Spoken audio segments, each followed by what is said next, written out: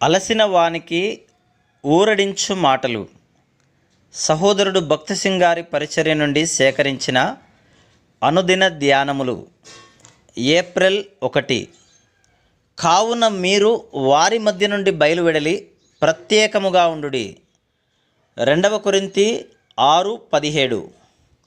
యెహోషువ దినములలో దేవుని ప్రజలు యెబూసీయులను యెరూషలేము నుండి వెళ్ళగొట్టుటలో తప్పిపోయిరి.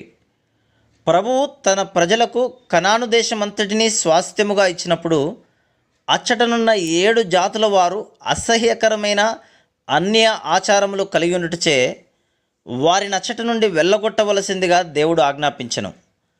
కానీ ఇశ్రాయేలీయులు యెబూసీయులను పట్టణంలోని బలమైన స్థానంలో ఉండనిచ్చిరి.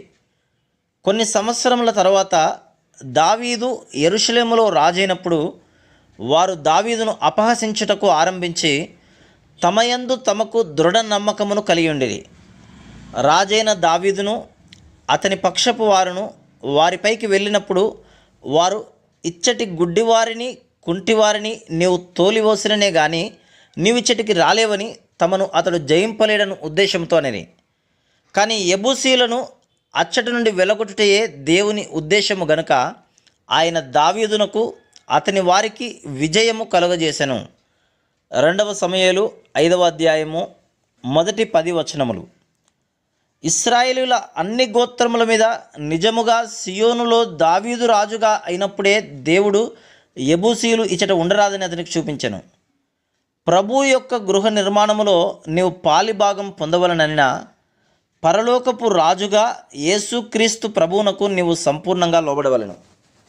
యేసుక్రీస్తు ప్రభువును మన హృదయములలో, మన కుటుంబములో, మన సంఘములో రాజుగా ప్రతిష్ఠించిన ఎడల దేవుడు తన సంఘము ఎడల కలిగి ఉన్న ప్రణాళికను నీవు చూచుటకు ఆరంభించదువు.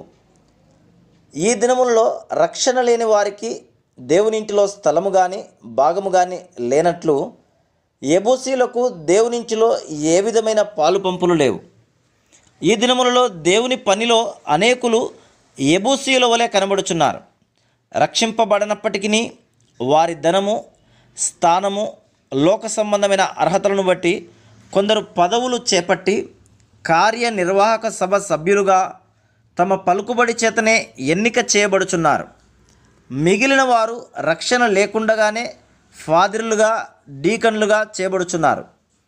అట్టి వారికి దేవునింటిలో కానీ దేవుని పనిలో కానీ ఎట్టి పాలు పంపులు ఉండవు. వారు నిజమైన పాస్టర్లు, కాపరులుగా దేవుని మందని నడిపింపలేరు, శ్రద్ధ వహించలేరు. యెబూసీయుల వలె వారిని ప్రక్కన పెట్టవలను.